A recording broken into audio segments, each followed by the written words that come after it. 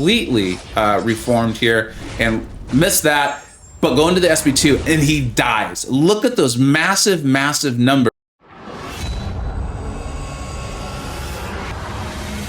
Hey, welcome back to the channel. All right, it's time to cover the live buff. I did cover the beta, CCP Beta buff of Red Guardian. It was changed, and it was changed enough that I did feel like I should make a separate video, especially since in that video, I didn't do a good job of reminding everyone that it could change. We'll continue to handle that better and better as we go and get better at this process. So what we're gonna do is we're gonna look at a variety of fights showing off his utility, his damage in short form, moderate form. I'm gonna show you a little bit of long form. Then, of course, we're going to talk about his signature ability, if he's good with recoil, the relic that I know you should be running with him. And then, of course, I will place him in my general tier list so you can have an idea of like, how good is this guy? And I will tell you right now, he's very, very good. All right, let's get into this. Now, the one thing that really did change from the beta, and it's going to seem small, but it is enough for it to warrant its own video, in my opinion, given the circumstances, is this on fracture, right? As you know, or hopefully you know, there will be a stun debuff when that shield is fractured. The SP2 elongates the debuff. That's why it's a longer stun. And then the second bullet point here, inflict a non-stacking trauma debuff for 12 seconds. This is all the same. Trauma causes each hit to deal an additional 100% of damage recently dealt as physical burst. Previously, it was 80%, and you could stack those traumas up twice, meaning 160%. That's massive, right? And I know on first glance, that seems like, wow, this is terrible, this is horrible. And for longer form, and again, I'll quickly show you that, it is not as good. It is not, there's no debating that. I'm not gonna try to argue that. I agree and believe, and I think that was even the intention. However, in your shorter matches where I really believe he's intended to be used and strong, it makes him even better. All right, let's go ahead and jump into this. Okay, the first fight we're going to look at is this. It's about 217-ish thousand health fight here on the CCP server, the Star-Lord. And I want to show you just pure quick damage, right? We see this in questing. Some champions do have small enough health pools in battlegrounds, depending on where you're playing. So you could see this. This is a 6-star rank 5. I had him about SID 120, 140 for this testing. I was not able to ascend him, so I put on a 20% health and attack boost to replicate that. That's essentially what Ascension does. You see, we go to the SP2. It does fracture the shield, then getting us that trauma debuff, adding on physical damage, which is what those red numbers are coming on, as you're seeing there. The additional damage. The heavy gets a really, really nice attack rating. That's why you saw it hit for so much, and that's for each unique debuff. And you can see each unique debuff kind of continue on to theme. You'll see that when we get to the signature ability. That's why stacking the debuffs on works really, really well. The other thing I want to point out is because that SP2 fractured the shield and put on that trauma debuff, that might not have seen outrageously fast for about 220,000 health.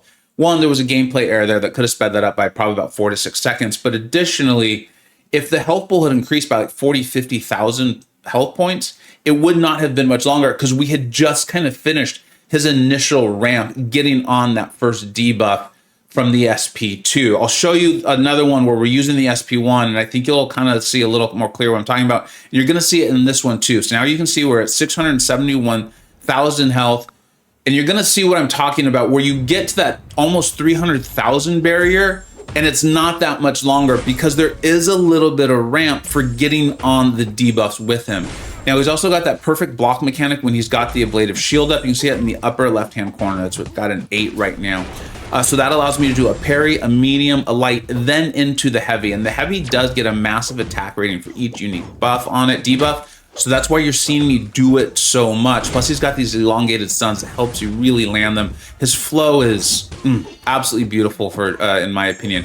So we're gonna go in, we're gonna land this SP2, and because we landed the SP1 first, you can see during those heavies, we had 3 unique debuffs on Star-Lord. You can see we're not very far into this fight time-wise, but he's already at 50% health. So this is kind of, I hope it's very clear what I'm talking about, where we've now done about 350,000 damage in not that much more than it took us to do the like 220, 240.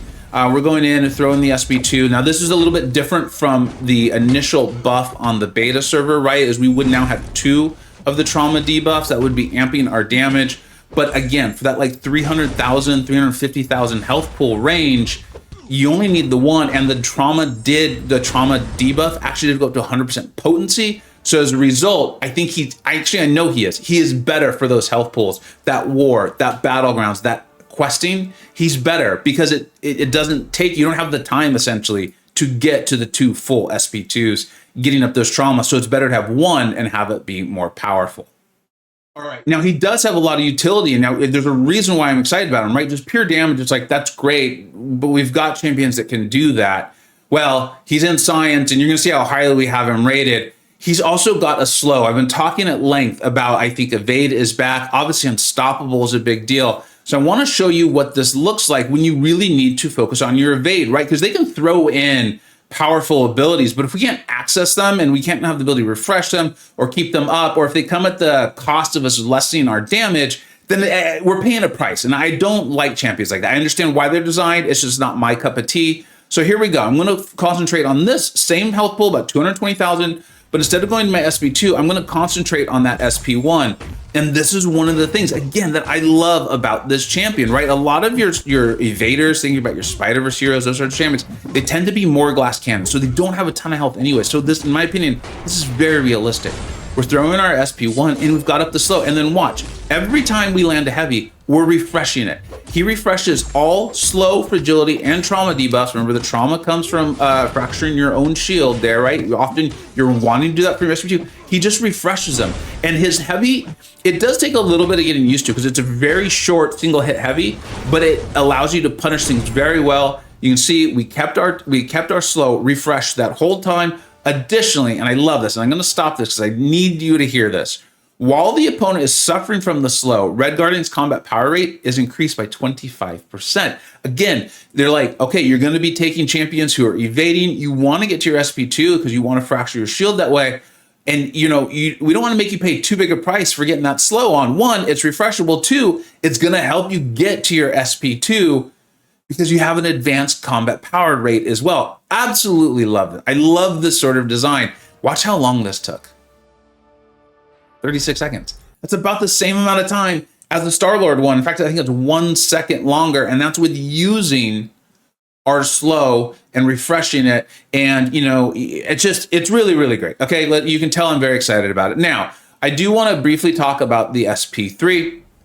Is this fight with this Wolverine X? This is aggression, regeneration. So his health pool, as far as like what we're actually going to be knocking down and taking out in this fight, is significantly larger than I think it was like the 456 or something. Originally, I just wanted to show you this, and I remember I did it in the video I did on the beta buff because I wanted to show off his slow mechanic. I thought this was cool. So you're going to see where as long as we can keep up this slow, Wolverine X cannot go unstoppable. He's just not. And so we're going to do this. There is going to be a gameplay error. I wanted to show you that too. That's one of the reasons I kept this in, was he will block unblockables if his shield is up. It's not amazing because you do have to pay a price for this. Now we've totally lost our shield, and you do want your shield up, right? Because you want to break it with your SP2 to get up that trauma debuff. But it is what it is. The trauma debuff went up, but we didn't get as much damage from doing it via our SP2. The trauma goes anytime the shield is broken, but it's better to do it with the SP2 so you get the nice, huge attack rating, and it is huge. You can check it out from your own Red Guardian. So now we've gone to our SP3. And the SP3 is important for fights like this, but I think also longer, because I like fights like this where you want to burst a champion down, and he is bursty. Trust me on this one. He has a 100% chance to inflict a fragility debuff, granting a massive critical damage rating, okay? And you're going to see this. Plus, it's another debuff, right? We've talked about these unique debuffs and the attack rating increase off of the heavy. Watch the sparks start to fly, right? This Wolverine Weapon X is at 76% when we threw it. You saw that that's already down to 50% after just landing 2 heavies. It also has a stun off of it as well. So now we're going to be able to go in. I should throw my striker. Let's see if I do. Then get straight to my SP2. My shield is completely reformed here and miss that. But go into the SP2 and he dies. Look at those massive, massive numbers. That guy, that Wolverine Weapon X, just went from 76% to 0 in about 10 seconds of gameplay. That is the sort of burst that is possible with this champion. Now, I did want to quickly show you this because I don't think it's a meaningful way. I don't think it's a way many people are going to play him anymore. When our longer form content, we're not totally sure what's going to come out. So I can see this in like your Winter of Woe, your EOP styles, but I don't think you're now bringing him into like Necropolis, where in the initial buff on the beta server, I actually think you may have done it. So I want to show you this, right? We've obviously gone to our SB2, we've gone to our SB3, we've also got our slow up. So we've got up all the debuffs. Now look at how much damage we are able to put forth. Look at the numbers that are going to start coming off. Right there, I mean, that was over 100 and I think 40,000 SP2. Right there, we're going to land another heavy. It crits. The heavy is critting for 65 almost thousand. So there are really large numbers that you can get. You just saw it on the Wolverine Weapon X fight. So I don't think any of it is massively surprising, but it is something to like consider. I wanted to slow it down. I wanted to show you because the Wolverine Weapon X fight, he went from like about 350,000 health to 0 in 10 seconds.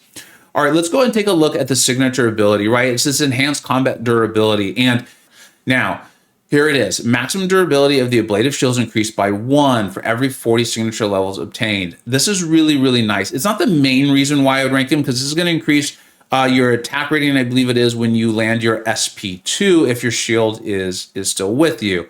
And that's really nice. I like it. Every time you basically dex, you're going to be immune to something, so you're going to get an extra level on your shield.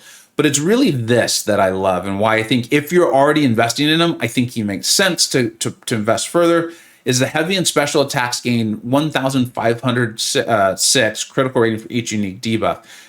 You saw the massive damage that the guy can put out. A lot of that's coming from those crits. I felt like he was critting often, regularly. I could rely on it happening. I would never, like in a war fight, go in for the heavy and send them to 3 bars of power needing it to crit. But in questing, in battlegrounds, where that sort of move can save you a serious points of time and get you the win, I think it's very well worth it. If you're going to use them in battlegrounds, if you're going to use them in intents like war, or in questing, if you're really pushing content and he's who you're using, I think this makes a lot of sense. I always answer the recoil question when I go over the signature ability. No, I do not think he's recoil friendly. He's not immune to bleed nor poison. Plus, as you can see, you do want to throw your specials. The heavy does a lot of damage, so I guess there's a way if you're a recoil user and you really want like a buff immune and you don't have Cassie or something like that, maybe you could use him. I guess Ant-Man has an immunity too. You could use him. You could go to your special 3. You land a lot of heavies. You're going to now have a debuff or so. But in general, I would not classify him as being recoil friendly. All right, let's go ahead and take a look at him in the tier list. All right, here's where he's going to show up in his first live placement in the tier list, and we do this in February. I love this champion. I really like him. Now, I do have the dice emoji show like it's new. This is my prognostication. This is what I think. Let's give him some time in the game and allow him to really kind of like figure his way out. We're talking about as if he's a real person. A couple of things I really want to point out, though, is look at the variety of champions that are in Science and how different they are. He's buff immune, he's got the slow, and he's got incredible damage. Now, if you click the ease of use, right, you can see he stays about the same. He's a relatively easy champion to use. I found his heavy to be a little tricky at times due to spacing and the angle and the way the map would adjust around, but in general, it was nice, and it's an important part of his kit, and his flow is amazing. Here's the other thing I really want to point out, because we remove the easy use score, is if you remove Alliance War, he actually moves up. And the reason for that is I'm not as sure where his place in war is going to be. Being buff immune, I think, is already a big deal. His damage out on his physical, so it's a lot of like mystics, and he doesn't have an armor break. So he's going to, I think, be very safe for mystics, even like Dr. Doom, because his slow will turn off Duma's aura. So I think you're going to see him utilized in a lot of places like that. But I want to see it first. And also the Science war rosters is very strong. So I think if war is not a big deal to you, but you enjoy battlegrounds, you enjoy general use, questing, and those sorts of things, I think he becomes even more, I'm more sure of his value now. And here's the thing, is if he starts being used a lot in war, which I actually think he is going to be, you might even see him move up. I don't think we're going to see him in tier above all, but I really enjoy this champion. If you can, I hope you enjoyed this video. Let me know, what do you think we got right? What do you think we got wrong? Make sure you turn into the general tier list. We're coming out in about a week time. We do that every single month, and it's this phenomenal spreadsheet put forth by the MCoC Illuminati and the Spreadsheet Wizards. Thank you so much for watching. Take care.